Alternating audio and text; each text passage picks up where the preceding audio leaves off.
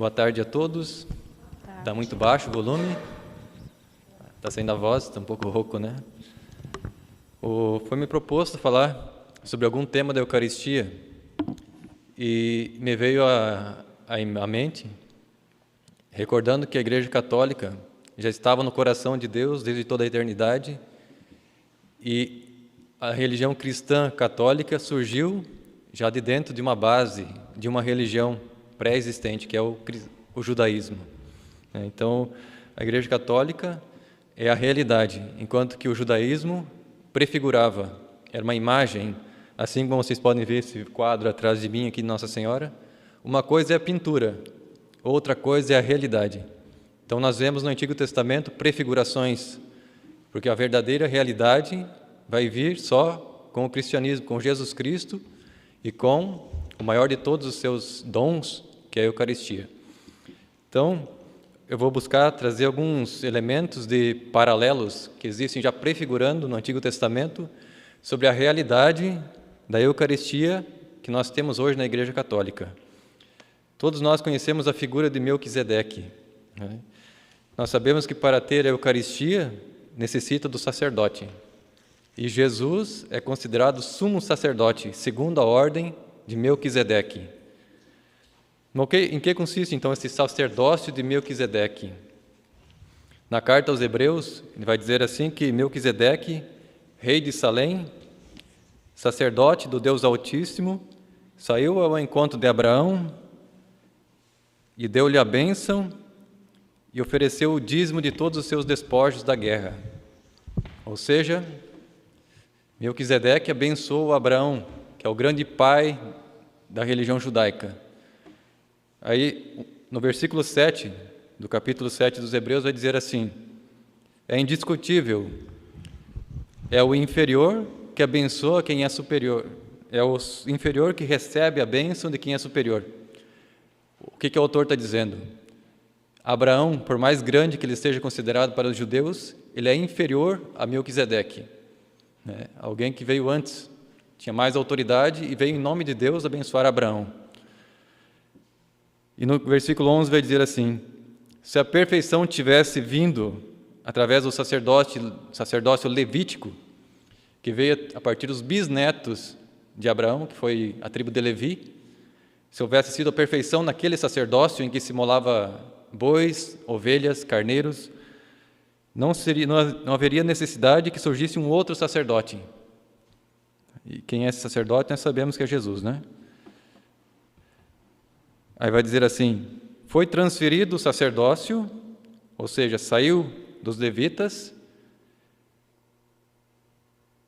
e foi transferido para um outro sacerdócio. Esse outro sacerdócio é o sacerdócio do Novo Testamento, o sacerdócio católico. Ou seja, a partir de Jesus foi abolido o antigo regime, o antigo sistema de imolação de vítimas que acontecia no Templo de Jerusalém. Nós sabemos que no ano 70 Jerusalém foi destruído, o templo também, e desde o ano 70, quase 2000 anos, os judeus já não fazem mais imolação de vítimas, porque acabou, eles foram castigados pelo seu crime de matar o Filho de Deus na cruz. A partir desse momento se encerrou na tradição judaica esse costume de imolar vítimas. Enquanto isso apareceu esse novo sacerdócio de Cristo, em que se oferece todos os dias na Santa Missa através das mãos do sacerdote ungido pelos bispos, né, que receberam a tradição dos apóstolos. Aí vai dizer assim, no versículo 22: e essa aliança da qual Jesus é o Senhor é muito superior. É uma nova aliança, é um testamento novo no sangue de Cristo, não mais no sangue de bodes e de carneiros. E no versículo 26, então, o autor da carta aos Hebreus vai fazer um retrato de quem é Jesus. Tal, com efeito, é o pontífice, aquele que une o céu e a terra, né? Aquele que faz a missão do sacerdote. Ele é santo, imaculado, inocente, separado dos pecadores e elevado além dos céus, que não tem necessidade, como os outros sumos sacerdotes, de oferecer todos os dias sacrifícios no templo, Primeiro pelos próprios pecados, porque são pecadores, e depois pelos pecados do povo. Ou seja, Jesus ofereceu um único sacrifício na cruz, como sumo sacerdote, e a partir desse momento ele foi retirado desse mundo e está no tabernáculo do céu junto do Pai. E de lá ele acompanha a sua igreja, que peregrina sobre a terra.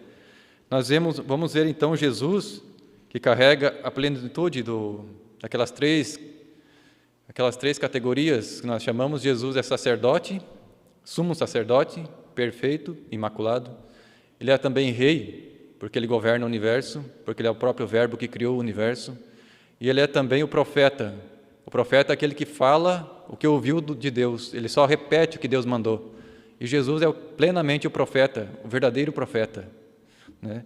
E nós vamos dizer que Jesus realizou então esse sacrifício. De qual forma? Qual foi o sacrifício que o sacerdote Jesus ofereceu? No Evangelho de Lucas, no capítulo 22, versículo 19, quando Jesus sentou à mesa com os 12 discípulos, ele disse assim: tomou em seguida o pão e, depois de ter dado graças, partiu, dizendo-lhe: isto é o meu corpo, que é dado por vós. Fazei isto em memória de mim. Ou seja, Jesus tem diante dele 12 discípulos, ele oferece o corpo dele e diz aos discípulos: façam isso, o que eu estou fazendo. E isso deve ser feito até o final dos tempos. Por isso que a Igreja Católica nunca parou de celebrar a missa. Os apóstolos morreram, deixaram bispos, e os bispos passaram a tradição apostólica que receberam de Jesus até nós e até hoje. Fazei isto em memória de mim, sem cessar até o fim do mundo. E depois Jesus, do mesmo modo, tomou também o cálice, depois de cear, dizendo: este cálice é a nova aliança em meu sangue, que será derramado por vós. Ou seja, um sacrifício.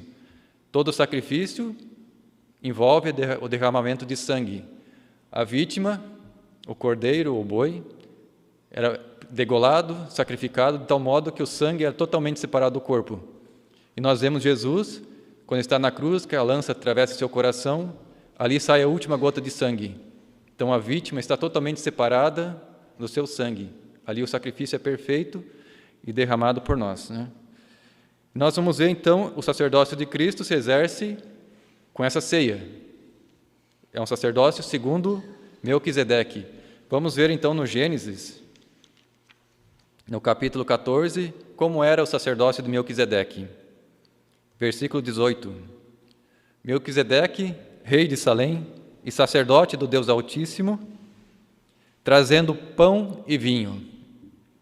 Perceba que não é boi e carneiro. Melquisedeque exerce o seu sacerdócio com pão e vinho, da mesma forma que Jesus, tomando pão, tomando vinho, abençoou e santificou, e ocorrendo a transubstanciação. E depois, Abraão também recebeu a bênção de Melquisedeque, que já foi dito lá na carta aos Hebreus. Então nós percebemos que o sacerdócio de Jesus, de sumo sacerdote, é muito excelente e acima de todo o sacerdócio que foi recebido por geração de uma tribo de Levi. Eram figuras daquilo que devia acontecer no Novo Testamento, na redenção final, na promessa feita no Gênesis, em que o filho da mulher, a geração da mulher, pisaria a cabeça da serpente. Durante todos aqueles séculos antes da encarnação de Jesus, não conseguiu matar a serpente, ninguém conseguiu pisar na cabeça da serpente. Foi só com a encarnação do próprio Verbo de Deus, que é Deus, que conseguiu pisar de fato na cabeça da serpente e matá-la, esmagá-la. Nós vamos ver um outro paralelo, então, agora de Jesus no Antigo Testamento, lá com os judeus, que envolve o grande profeta judeu que é Moisés. No livro do Êxodos, capítulo 12, versículo 3. Eles estão lá no Egito, são escravos, e Deus vai pedir que eles façam a instituição da Páscoa. Moisés disse assim: dizei a toda a Assembleia de Israel que no 10º dia desse mês, cada um de vós tome um cordeiro por família. E depois, no versículo 5, qual é a característica desse cordeiro? O animal será sem defeito. Percebam o paralelo com Jesus, né, que foi feito lá na carta aos Hebreus. Santo, imaculado, perfeito. De 1 ano, ou seja, um jovem, né? E depois ele diz assim: toda a Assembleia de Israel imolará ao crepúsculo, ou seja, quando a tarde estiver adiantada. Foi o que aconteceu com Jesus. Ele foi imolado, às 3 horas da tarde, ele entregou a vida. Então, a mesma coisa que os judeus faziam, né, até no dia que Jesus foi morto, era costume naquele dia estar sendo sacrificados os cordeiros da Páscoa. Então, enquanto um cordeiro estava fora da cidade, no alto do Calvário, sendo morto, os outros cordeiros estavam sendo sacrificados pelos sacerdotes judeus para preparar a Páscoa. Então, a coincidência também nesse sentido em que Jesus está sendo imolado junto com os cordeiros, o verdadeiro Cordeiro de Deus que tira o pecado do mundo, né? Nós vemos então que na carta do Evangelho de João, no Evangelho, no capítulo 1, versículo 29, o João Batista vê Jesus vindo ao seu encontro e aponta: eis o Cordeiro de Deus que tira o pecado do mundo. Como é que um cordeiro tira o pecado do mundo? Sendo morto, sacrificado. Então João já estava profetizando a cruz de Cristo, a morte de Cristo, como um cordeiro que tira o pecado do mundo. E nós vamos ver aqui também, continuando o ritual da Páscoa no Antigo Testamento, que ele vai dizer assim, Moisés: tomarão do seu sangue e o porão sobre as ombreiras e sobre as molduras das portas das casas em que comerem o cordeiro. Ou seja, o sangue do cordeiro era passado em volta da porta da casa, na entrada, como uma forma de proteção contra a justiça divina. Porque ele vai dizer assim, que naquela noite ia passar o anjo exterminador, e quem tivesse a marca do sangue do cordeiro seria protegido dos castigos. As casas que não tivessem o sangue do cordeiro, os seus primogênitos, os seus filhos mais velhos seriam mortos. Foi no Egito. Nós sabemos que todos os primogênitos do Egito, não só de homens, mas também de animais, foram mortos naquela noite. E nas casas dos judeus, que havia essa proteção do sangue, eles foram poupados e não foram mortos. O anjo passou e a justiça não os atingiu. Assim também, nós, como analogia, reportamos a Cristo. Quem está revestido, protegido com o sangue de Cristo, recebe a misericórdia e não a justiça. Se for levar pela justiça, todos nós somos condenados. Ninguém sobraria para entrar no céu. Então, ele vai dizer assim, como que os judeus deviam comer a Páscoa? Naquela noite comerão a carne do cordeiro assada no fogo, com pães sem fermento, pães ázimos, e também raízes amargas. As raízes amargas recorda a escravidão que eles estavam vivendo no Egito, mas nós podemos trazer para o dia da cruz de Jesus como o dia da paixão do sofrimento, o amargor do sofrimento. Enquanto que nós temos o cordeiro de um lado e o pão ázimo do outro, na ceia da Páscoa judaica. O que acontece com esses dois elementos? Que na transubstanciação de Jesus na ceia, o cordeiro se integra ao pão ázimos, né? De tal forma que ocorre a transubstanciação, pelo poder da palavra do Verbo, que faz todas as coisas acontecer. Ele fala com coisas, não com verbos como nós, né?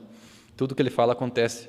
E quando ele fala, isso é meu corpo, o pão perde a sua substância, se transforma na carne do próprio cordeiro, que é ele próprio, né? E dessa forma, Jesus se torna o verdadeiro sumo sacerdote. Na carta aos Hebreus, no capítulo 5, vai dizer que o sumo sacerdote, ele é tirado do meio do povo e ele é colocado em função das coisas que se referem a Deus, ou seja, oferecer dons e sacrifícios. E é isso que Jesus faz na ceia, naquele dia. Ele oferece dons e sacrifícios, que é o seu próprio corpo. E depois, a maneira de comer a Páscoa dos judeus.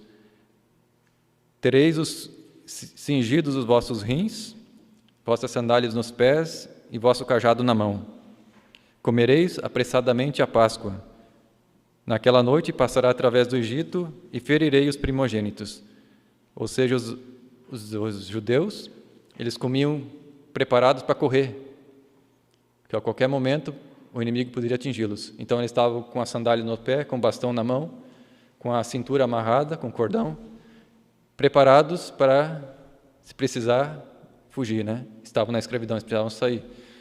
E eles deviam comer a Páscoa dessa forma. O sangue sobre as casas em que habitais vos servirá de sinal, de proteção. Vendo o sangue, passareis adiante e não sereis atingido pelo flagelo destruidor. E nós vamos ver também que como é que quem podia participar da ceia dos judeus, da Páscoa.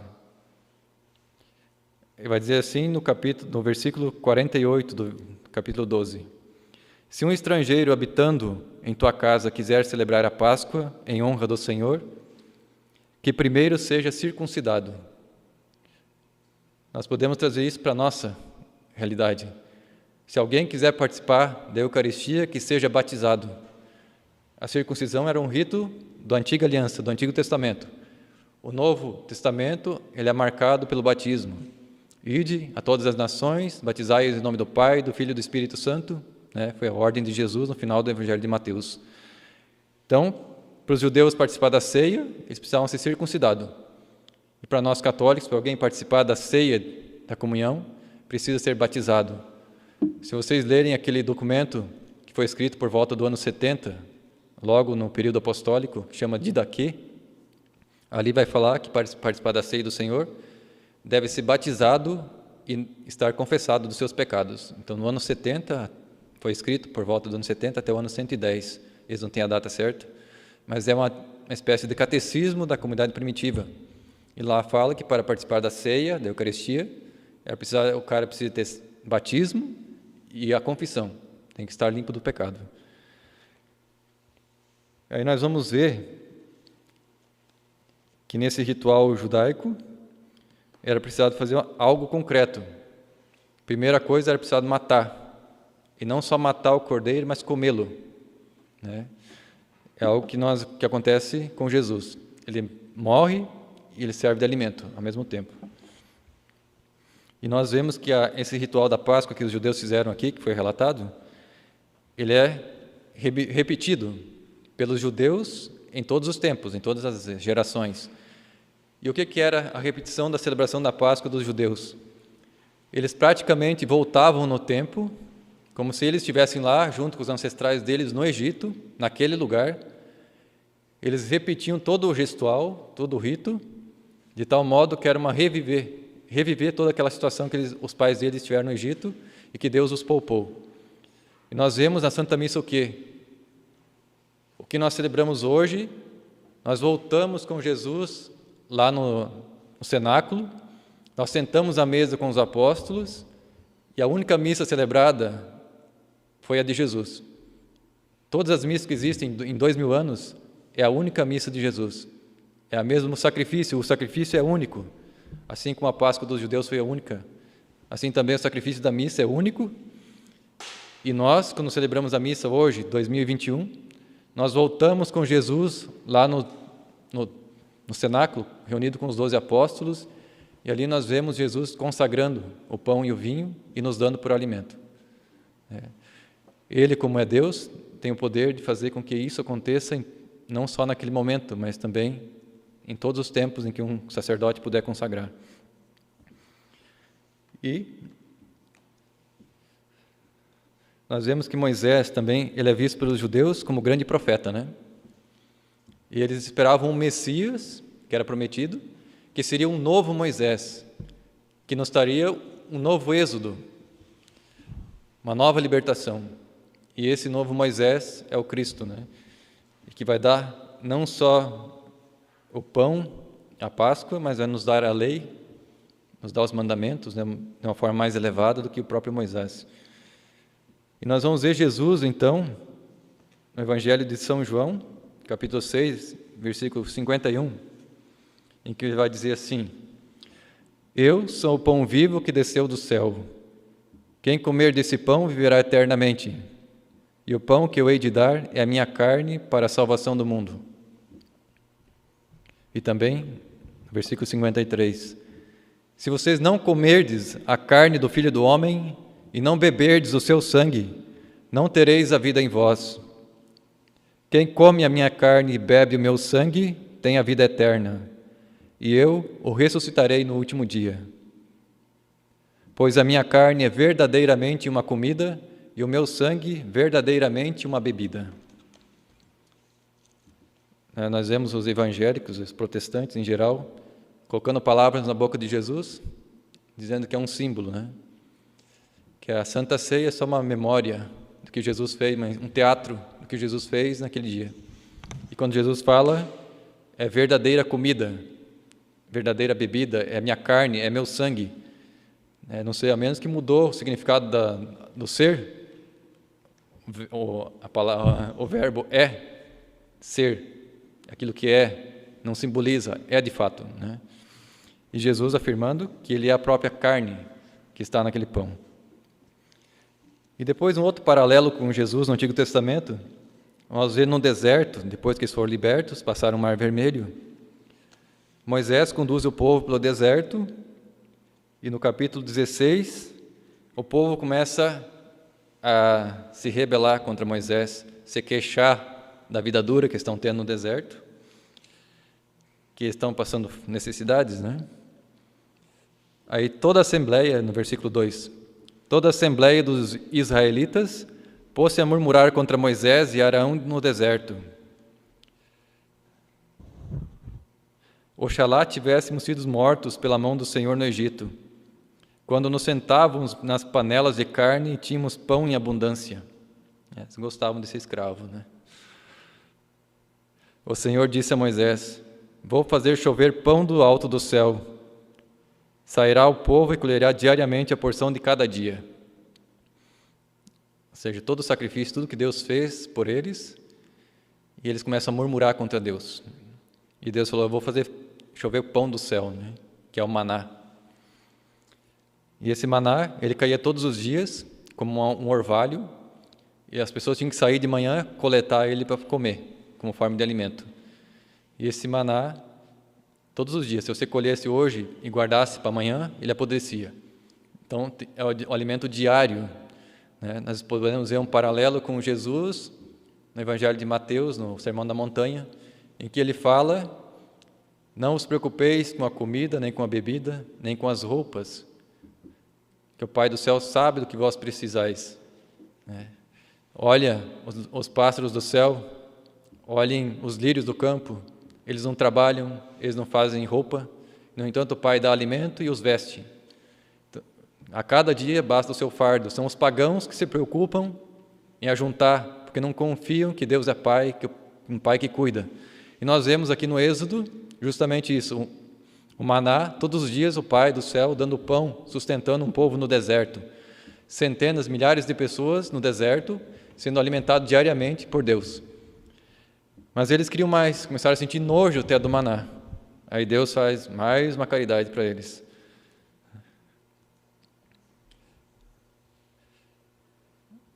Moisés disse-lhes: isso acontecerá quando o Senhor vos der essa tarde comer carne, e amanhã, pela manhã, o maná. Então, à tarde, Deus mandava codornas.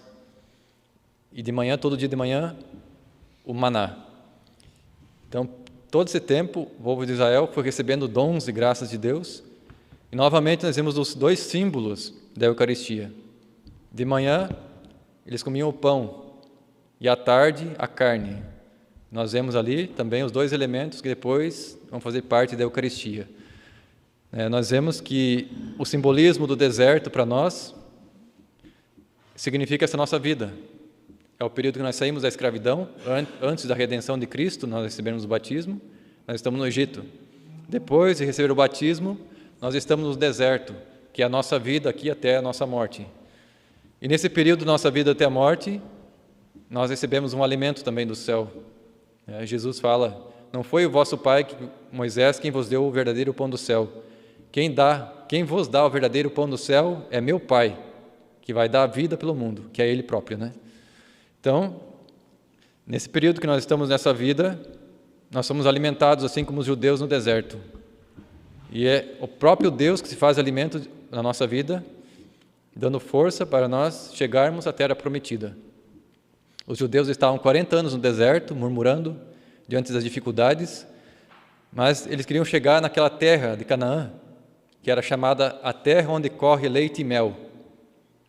E o livro do Êxodo fala que o maná, ele tinha o sabor de um bolo de mel. Significa o quê? Que Deus deu um gostinho para os judeus do que ele esperava eles na terra prometida. Eles sentiam um gostinho do mel, que é o que eles esperavam lá. E nós, quando participamos da missa, sentimos um gostinho do céu, né? Do paraíso. É uma antecipação, Deus nos dá um gosto, né? Para que nós possamos saborear um pouquinho do que é o céu. São alguns paralelos, né, que a gente percebe no ritual antigo e o que vem no Novo Testamento, né? De uma forma muito mais elevada. Lá eles comiam um pão que perecia, nós comemos o próprio Deus, né, que se faz alimento. E nós vamos ver então também na primeira carta a Coríntios, né, que Jesus vai, no capítulo 11,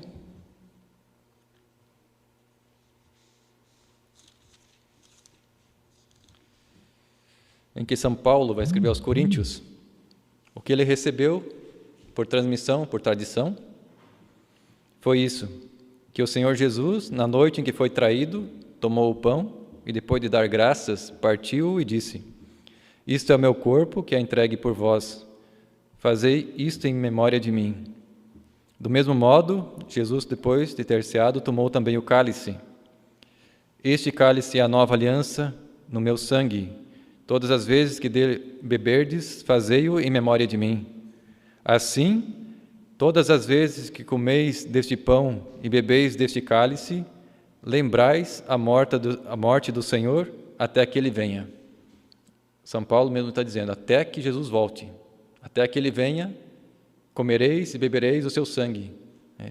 Como o próprio Jesus falou, naquele texto que eu li do Evangelho de João, se não comerdes a carne do Filho do Homem, não beberdes o seu sangue, não tereis a vida em vós e não sereis ressuscitados para a glória. A carne, comer da carne do Cordeiro da Eucaristia é a condição essencial para a salvação eterna. Infelizmente, quem está fora da Igreja Católica não tem essa graça e só a misericórdia de Deus e dois para tentar sanar essa falta grave, né? Nós vemos então paralelos entre aquilo que acontecia com o povo judeu no Egito e no deserto. Esse maná que caía todo dia pode ser representado como a nossa Eucaristia diária. Todos os dias nós nos alimentamos desse alimento celeste. Também nós vemos na oração do Pai Nosso, quando Jesus fala, o pão nosso de cada dia nos dai hoje. Eu estava vendo uma pessoa explicando sobre isso. Diz que a palavra que Jesus usou na oração do Pai Nosso, em grego, significa hiperousia. Hiper significa sobre, acima. Ousia, substância. Quando Jesus está falando o pão nosso de cada dia nos dai hoje, ele não está falando do pão da padaria, só, pode simbolizar também. Mas está falando essencialmente o pão nosso de cada dia é um pão que está acima da natureza. E qual que é o pão que está acima da natureza? Nós sabemos que está aqui no sacrário, né? Então, a oração do Pai Nosso já está Jesus está ensinando a nós pedirmos a Deus a Santa Eucaristia. E também outro paralelo bonito é a Arca da Aliança, né? A Arca da Aliança, que vocês sabem, nela, ali dentro tinha também a vara de Arão, que ele usou lá no Egito para poder tirar o povo, né, da escravidão. Tinha também uma amostra do maná, que foi guardada, apesar de se corromper todo dia, Deus conseguiu guardar uma amostra por milagre para que ele não se estragasse, né? E dentro dessa Arca da Aliança estava esses 3 elementos. E nós sabemos que os judeus consideram a Arca da Aliança como a presença de Deus no meio do povo. A Arca da Aliança era como se fosse os próximos nosso Santíssimo, né? Onde está a Arca da Aliança, Deus está presente. Tanto que não podia nem tocar na Arca da Aliança quem não fosse sacerdote. Se você tocasse, poderia morrer, porque não está consagrado para isso. E nós vemos que ali dentro tem esses 3 elementos. E nós sabemos que o verdadeiro maná é Jesus. O verdadeiro sacerdote é Jesus. A verdadeira lei, nós não temos a lei, nós temos o autor da lei, que é aquele que promulga a lei, que é Jesus. E tudo isso nós temos no nosso sacratinho pela Arca da Aliança, que era só uma figura, prefigurava uma realidade muito maior e que nós católicos temos em todas as igrejas onde há Santíssimo, e que os judeus até hoje estão procurando onde foi para a Arca da Aliança deles. O profeta Jeremias diz que vai surgir, e essa Arca da Aliança, no capítulo 11 do Apocalipse, no final do capítulo 11, João vai falar assim, que ele viu abrir no céu o tabernáculo de Deus, e nesse tabernáculo apareceu a Arca da Aliança. Aí no capítulo 12, João começa descrevendo uma mulher vestida de sol, com uma coroa de estrelas na cabeça, revestida do sol, e nós vemos que os judeus estão procurando uma caixa, e nós, católicos, temos a realidade. Eles tinham a pintura, nós temos a realidade. E ali aquela mulher vestida de sol, que está grávida, no Apocalipse, que vai dar luz ao varão, que vai reger as nações com cetro de ferro. Esse é o Jesus encarnado. E aquela mulher é a Virgem Maria, a mãe dele. Então nós vemos a verdadeira Arca da Aliança, já não é aquilo que existia no Antigo Testamento, que eles carregavam nas costas. Nossa Senhora leva a presença de Deus no ventre. Ela é a mãe do verdadeiro Messias, do verdadeiro profeta, do verdadeiro sacerdote. Ela é a verdadeira Arca da Aliança, que tantos judeus veneram e até hoje estão procurando achar. Ela que sumiu, foi escondida. E deixa eu ver, também alguns paralelos aqui, Nós sabemos que não sei se todo mundo sabe, no Templo de Jerusalém existe aquele candelabro, a menorá. É um candelabro com 7 hastes, e cada haste tem um recipiente para colocar o óleo, azeite de oliva. E esse óleo, ele é acendido, ele queima. E a ordem de Deus é que esse candelabro, com a sua luz, seja uma luz perpétua, que nunca se deixe apagar.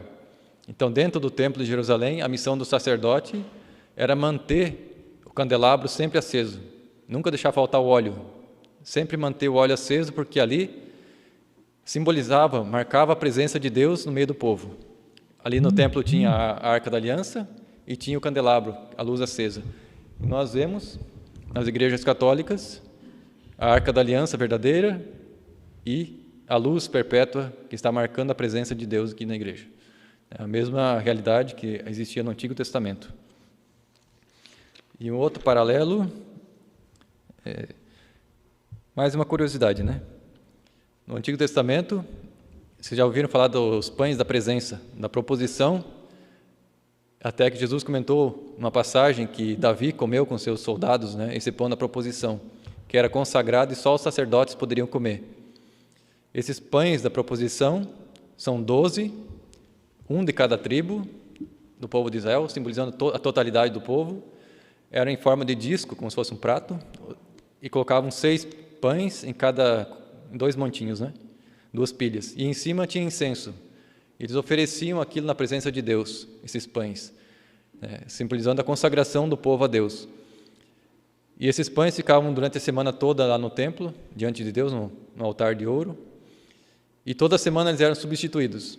No sábado, os sacerdotes iam lá, recolhiam aqueles pães, comiam e trocavam por outros 12.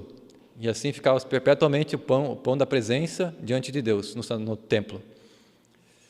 E esses pães, não está na Bíblia, mas eu vi com um autor comentando que no Talmud, que é a tradição dos rabinos judeus, eles diziam que quando eles faziam essa troca, eles levavam o pão, esses pães, e mostravam ao povo, apresentavam esses pães ao povo.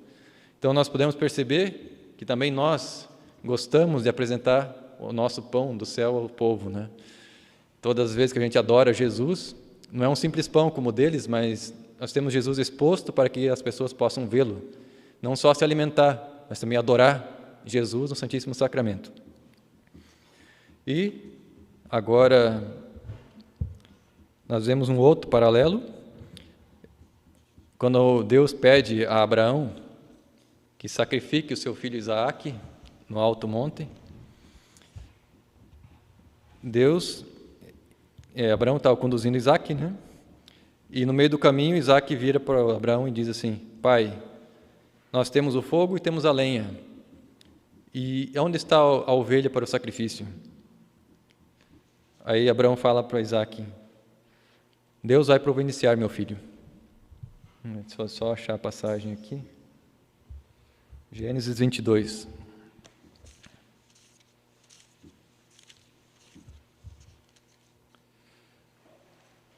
Gênesis 22, versículo 13. Abraão levantou os olhos e viu atrás dele um cordeiro preso pelos chifres entre os espinhos, e tomando, ofereceu em holocausto em lugar do seu filho. O paralelo aqui é muito grande. Deus providencia um cordeiro para morrer no lugar do filho Isaac. E nós sabemos que Deus Pai oferece o seu filho, o cordeiro de Deus, para morrer no lugar de cada um de nós, no meu lugar, no teu lugar.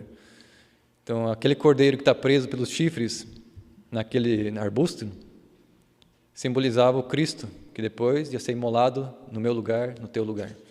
Então, lá no Antigo Testamento já tem figuras da realidade, da verdadeira realidade que vem no Novo Testamento, na pessoa de Cristo.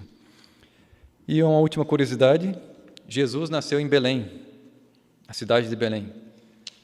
E a palavra Belém, para os judeus, significa casa do pão. Ou seja, não é uma padaria, mas é de lá que vem o pão que vem do céu, né? Que Deus, no Senhor, nos ensine cada vez mais a amar a Eucaristia, esse alimento que é condição essencial para a salvação, para a nossa santificação, de tal modo que nós sejamos um com o Cristo, né? E sabendo que a Igreja Católica já estava nos desígnios de Deus desde toda a eternidade, quando Deus disse a Abraão que dele surgiria uma nação muito numerosa, como as estrelas do céu, o Pai já estava vendo, não o povo judeu, mas as nações todas da terra que acolheram a mensagem de Cristo, o Evangelho, e acolhendo o Evangelho se tornaram herdeiros da promessa da fé de Abraão, da fé de Isaac, de todos os patriarcas, dos profetas, a fé dos apóstolos, de Nossa Senhora, dos santos, dos mártires, dos doutores, dos confessores, das virgens, de todos aqueles que até hoje trazem o Evangelho até nós, não só porque está escrito, mas porque viveram de geração em geração, e nós aprendemos da tradição dos nossos pais a receber os dons dessa promessa, e o maior de todos os dons, que é a Eucaristia. Que Deus nos ajude, então, a sempre, cada vez mais, crescermos no amor a Jesus Cristo, no amor à Santa Igreja, e tudo aquilo de bom, de dons que Deus concede a todos nós. Louvado seja nosso Senhor Jesus Cristo. Para sempre seja louvado.